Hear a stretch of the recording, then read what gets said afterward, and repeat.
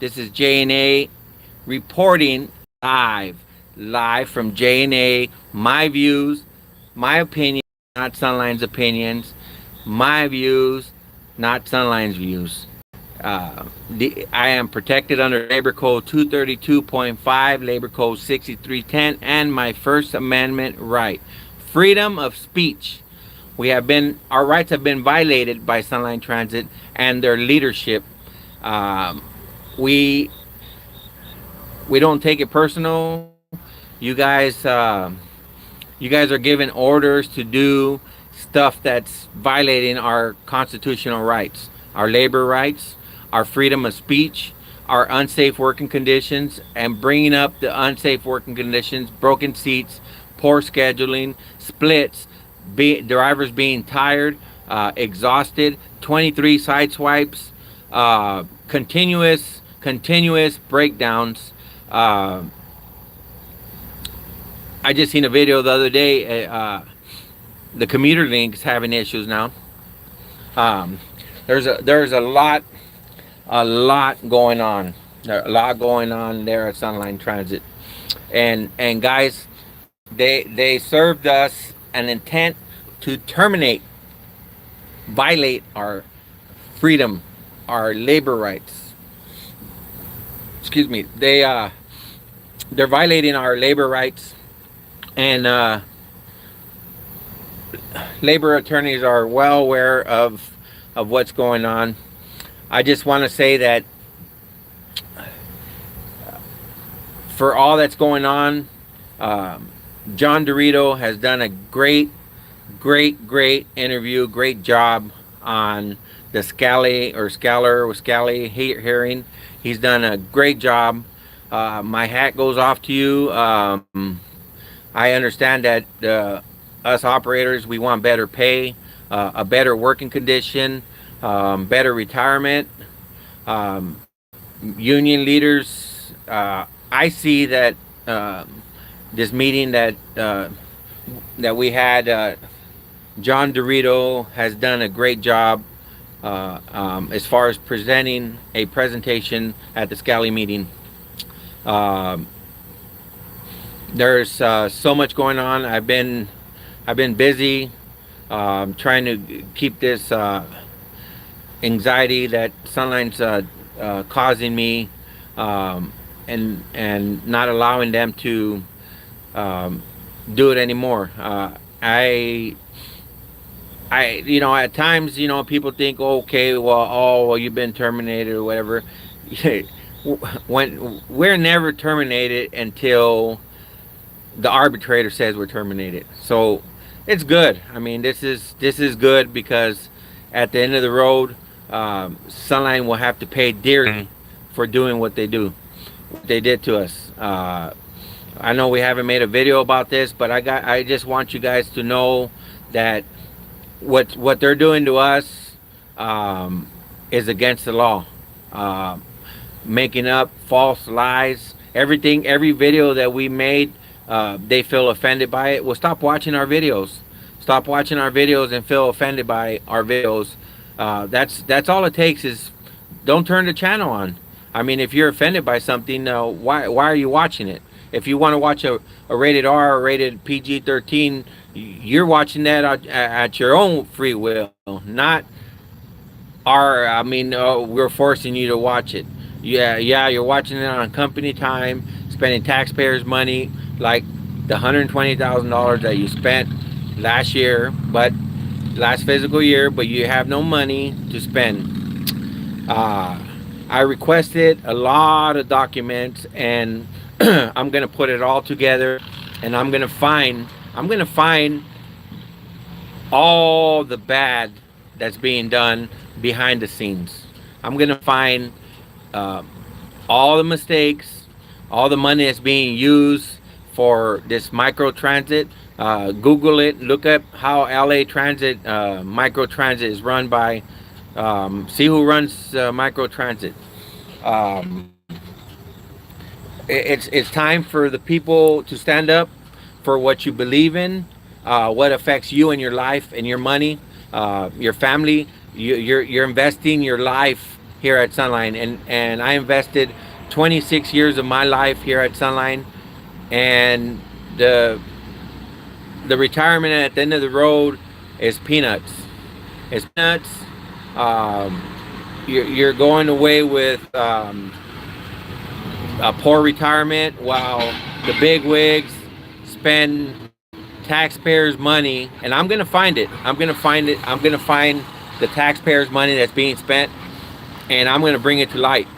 You know what? That's why they're trying to terminate us, because we're pulling the dirty laundry. We're pulling the dirty laundry that's been going on for years. Board members just sign off on it. They don't even know how to read the different diagrams and stuff that the money. Oh, okay, we approve it. I second it. Okay, I whatever. It goes through.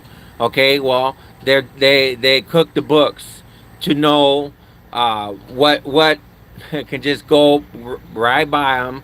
There's a couple of the SRTPs that are being hidden. I requested all that information, and we'll see if they give it all to me. Because once they give it all to me, we're gonna break it down, and I'm gonna find uh, there's money that should have been spent on bus stops and facilities, restrooms for the operators, better scheduling, better buses. There's so much that's being thrown out the door, and the operators are getting the short end of the stick. You guys don't deserve to be spit on, be yelled at. You don't deserve that. Um, your thoughts on the negotiation between the union? Well, I think that was you, Gilbert. I got to say that as long as you guys stand your grounds, um, they're putting money on other projects. They're building other facilities. They're getting these grants that they can be used on operations and capital. Uh, but if you guys don't get involved and you guys don't stand up, um, it don't matter. It don't matter. Uh, like I said, we back in the days we tried to decertify the union and it didn't work. People decided we're going to keep the union. Okay, we're going to keep the union now. Well, let's find a way to make this union strong, because ultimately we are the union. If we want something to go through, we're gonna push to make it go through. We all just have to be on the same page, and not fight with one another. And I understand there might not be things that you agree or people agree what I do or I agree what you do, but uh, we all need to be united, because at the end of the day, you and your family are going to be the ones to benefit or be living on the chopping block and the welfare line and low income housing because we can't afford it. I know I know Ray York, rest in peace, my buddy. 20 some odd years at Sunline, he couldn't even afford a cell phone. He had to rent a room. These are all issues that I've been bringing up for so long, and people think it's personal. It's not personal. It's stuff that I've experienced. Our brothers have experienced. I don't really care if they want to put it on paper that it's intent to terminate us, to try to get us or get the people and operation scared. So, oh, we're not going to do this. So we're just going to take what we have. We're going to take what we have so that we don't want to lose our job. We're more of an asset to the company than you realize. There's so many drivers that are needed around the world. They're gonna try to scare us with scabs and all this stuff. Where are they gonna get all those drivers from? Just think about that for a second. Google it. See what the shortage and just in California of drivers for transit. See the shortage and know that I just, something that bothers me. I mean, I know you brought that up, Gilbert, but there's something that bothers me a lot, is that I don't see I don't see that Lauren put anything in the SRTPs that shows that she's putting money aside for us. I don't see it. I don't see that it's there's a lot of money as far as that's for us, and all they had to do is put that in the SRTP for approval.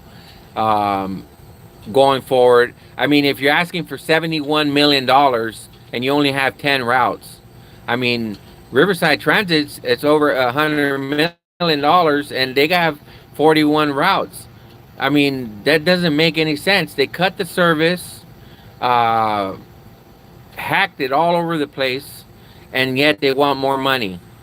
Uh, there should be in the SRTP. It should say that they're planning to give us 7% raise, or I mean the calculation, but the numbers just don't add up. They don't add up. They're gonna have to start laying off all those big wigs, start laying off all those big chiefs. The money that they're spending in operation, like on the taxi that van pool, not the van pool, the taxi, those Sunrides, that that money's coming out of operational money. Why is it coming out of our money uh, if it's going into taxi? They're not part of us. They're the ones that they're getting paid on their own.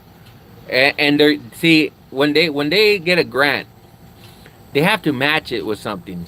Okay, if they say they put it under the safety, they have to match it with something, and they matched it with fares. I know they didn't match it with sundial fares. The biggest ticket is operational fares. So why are they getting the money? Uh, Sunrise being ran by taxis. Okay, you guys just think about this for a second. If we stop spending money on all these projects that are not used, like Division Two, like the um, parking right in Thousand Palms that's not being used anymore. Now a training facility at Thousand Palms.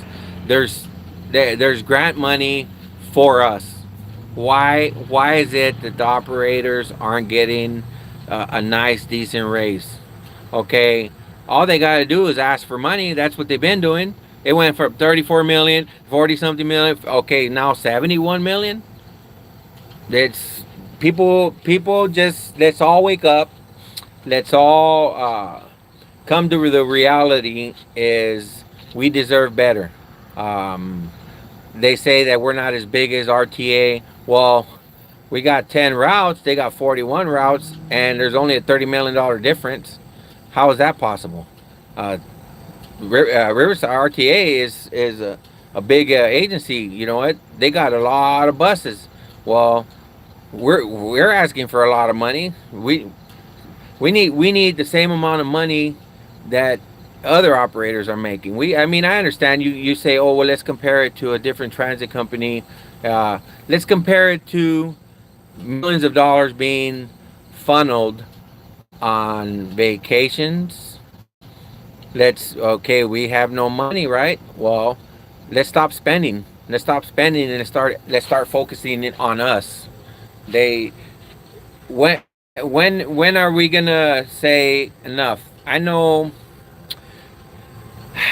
I was very impressed of John Dorito's representation, and I think if the membership decided to keep this union, let's make this union strong. Okay, let's push, attend the meetings. I understand people are gonna bite me over the union. Okay, well, uh, we're stuck with the union for 3 years. Okay, so are we gonna sit back and pout about it, or are we gonna make it better for us? Are we gonna sit there and say, well, you know what?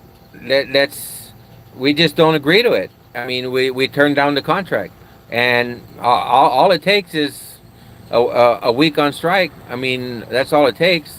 I mean, the reality. It's not, and it might not even go there because it has to go in front of the international. It has to go in front of the governor, and the governor could step in and say, you know what, you guys got to pay. You got to pay these individuals. I mean, they're on the frontline workers. We didn't get no hazard pay. Where's our hazard pay? Where's all that money? Where's all the money that they're getting from the PPE, and they're saving on these little 3-cent masks? Where's all that money going? I think more operators are going to leave. I have heard some drivers wanting to contact, and if it ain't good, we may not go back to level one. Yeah, well, I mean, why isn't it on level one? Why isn't the line 7 running 2 buses? You know what?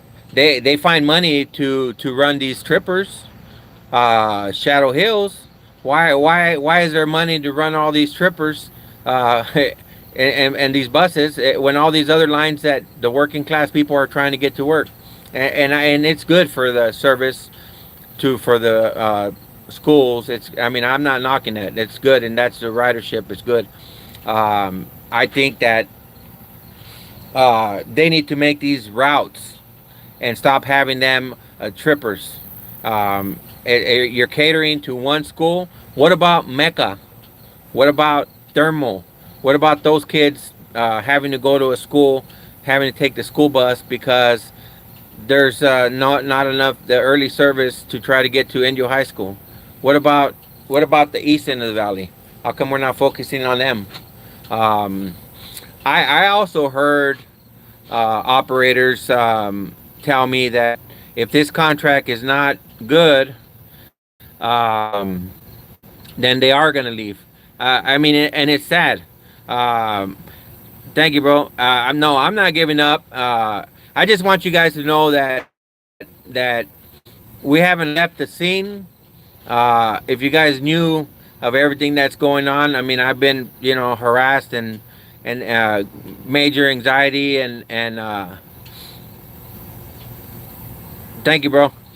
Major anxiety, and I actually feel relieved that they sent me this intent to terminate. I even feel happier, and I feel like, damn, that's all it took. Whew, that makes me shit. That makes me feel good. You know what? It's oh, I have to check in. Oh, I have to call in. I have to tell them I'm going to the doctor. I have to say I'm going to the post office. I'm having to say this. I'm having to say that. I mean, I don't have to do any of that. Now it's just we just have to keep this movement going and show that, hey, we're still here with you guys. Don't let them, what they're doing to us, break you guys, because like I said, it's not over, and we're gonna continue to move this and air the dirty laundry that's going on. And I would say the same thing that operators. I actually feel the same way. If we don't get a good contract, it's not worth me putting any more years of my life at Sunline. Like I said, 26 years of service. I've heard from multiple operators that if this contract is not any good, uh, they're looking elsewhere and they're leaving this job. What, like I said, everybody has to do whatever benefits you and your family. I know what benefits me and my family. Oh yeah, I wait for the arbitration. Thank you, bro. You're on point. Well, yeah, we wait for the arbitrator, but see, the thing is, brother, may do you not? What it says, but many seniors do not care about the contract, even attending union meetings. I know because like I said, I was part of that. I didn't want to go to these meetings. I said they're full of crap. I mean, they're not going to do crap for us. Okay, well, let's turn this shit around. Let's okay. Well, if they don't give us what we want, because I'm still an employee there. I don't care what that paper says. I'm still an employee there, and I'll probably be, I'll probably be the one that makes the news eventually when they got to pay out of the pocket. Okay, well, I'd rather us all get a piece of the pie. You know what? Hey, pay the operators. You know what? I just care what's right for us. You know what? It's not. I mean, it hasn't. This whole issue has never been about money for myself. It's been about money for us, guys. You guys have to look at the bigger picture. Like I said, when I was young, and operators would talk about retirement, I'd say, you know what? Give me the money. I want the money now. I don't care about no dang retirement. I'm telling you that I was part of that, and I didn't care about no retirement. But I'm telling you guys right now, you'll be saying the same thing that I'm talking about right now when you get older, and when your back hurts, your feet hurt, your neck hurts, your arm hurts because these broke down, cheap ass seats that are not even designed to carry more than 200 plus pounds. 200, I think Furman said 225 pounds or whatever, and Eugene Wilson called them up and asked them if that was true. These seats are not designed to carry more. I think it was 250 pounds. I want to say that's my what I remember, but don't quote me on that. But I know it's like something that I said. Wait a minute, I'm 240 pounds. So if they're not designed for a 260 pound, the seats aren't made for it. They're not designed for that. So why are they putting seats in there that are not designed for 300 plus? Because if we're not big right now, if we don't eat right, because we don't have the brakes to eat right, then we'll be gaining some weight. That's how I gained a lot of weight working at Sunline. Everyone should have the same retirement. Yeah, I agree. I agree that see the drivers can have the retirement that management has. They have a better retirement than us. They make more money than us, but they got a better and they got a better retirement than us. So why is it that I know that the PEPRA and all that, I still have to dig into that PEPRA. I know I talked to Art about that, and he the PEPRA, because of what happened in that city where they were uh, double dipping. I don't really understand that fully, so I'm not going to really comment on that. But I know they say it has to do with the PEPRA. But if you shut it down, if you shut the agency down on strike, let's talk about PEPRA. Let's talk about our retirement. I know we can't go 20 years talking about PEPRA. PEPRA this, PEPRA that. I know that. I know that there has to be a way if we get it to the governor and the governor says, hey, you know what? We got to work with these operators to keep these lines going for these people. I mean, the people are already getting the short end of the stick. I know a couple old ladies were waiting on the two the other day, and that was put on the wire, and the poor old ladies. How would we feel if it was our mother, our grandmother, being left in the sun for 2 hours? These are things that we gotta really understand. Is staff, general manager, you guys are listening. You guys watch these videos spent on printing, double printing, and 27 pages of black. It makes no sense. We got money to burn on paper, but we ain't got no money to spend on operators. We have to start spending money on operators. Guys, I know there's a union meeting coming up. Um, we got to get involved. We got to get involved. If we don't show up, how can we do anything about it? I know it's a revolving broken record. Why am I gonna go? You know what? We have to push a date. This is a date. They got a deadline. I mean, from what I understand, that they're talking about negotiations, but from the charts I see, I really don't see any money in there. I really don't. I don't know where they're going to pull that money from. Like I said, they should have put that in the SRTPs way. I mean, they had a whole year to talk about it. They had a whole year to to start talking about it. They should have. Teamsters are with you. Oh, thank you, Marcus. Everyone should have the same retirement. Yeah, I agree. You know what? They even like with the Teamsters. I mean, um, I think you guys got grandfathered in, right? You guys got grandfathered into the management.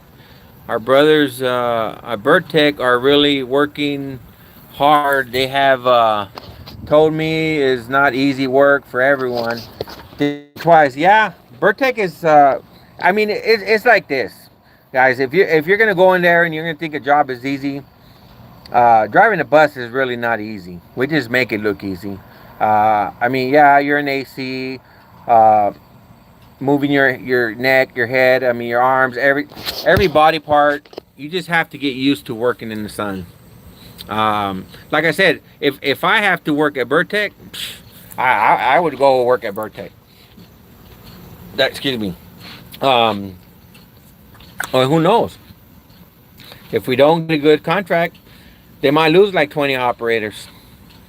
Um, they might lose 20 operators if we don't get a good contract. Uh, why wouldn't Sunline? Why don't they listen? Take those splits away. Take all that garbage. Put the 5 days, same run. I mean, even if it's an hour penalty time or whatever, give you your 40 hours. Pay you your 40 hours. I don't even know what happened to that case that JC brought up for arbitration. I don't know how that case is going, but pay us our 40 hours. Like when Charlie used to do the schedules, you got 3 days off, you do the same route, boom, 410s, 5 days, AM, PM, no splits. You don't have no splits. You don't know if you're going in 4:30 today, 5:30 the next day, chance of miss out. You got that on your mind. You got the stress and tension of your day. I mean, it's easy. Fix the routes. Stop penny pinching and cutting every 5 minutes, 10 minutes, trying to steal our money. Uh, it's a coincidence how they stopped um, the temperature room, huh? Because they were stealing our money. They're stealing our money. They're making us sign in early, sign in over there, and they're stealing our money. That's another way to cut our money. Another hinky way to steal our money. I mean, now it's going to temperature. Okay, go over there or hit up the tablet, and then after you signed on, then you do all that. But guess what? Your schedule's not that is not all built into your schedule. So now you're getting into the relief car and you're late already. You're going in to relieve the driver, and you're starting your schedule late. They are going to pay us for going to the temperature room. Oh, they are. See? Hey, Carlos. Hey, that see? That's it's funny and it's good at the same time because I guess we're not blowing all that hot air. Whatever we're bringing up, they're trying to make the changes without making it look like they were at fault. Because no, there's a labor. No, they're asking, are they going to the pay us? Yeah. Oh yeah. There's a labor violation filed. There's a labor violation filed, and it's filed on behalf of all the operators. So once that decision is brought up, then they will have to pay us all that time that we were getting cheated.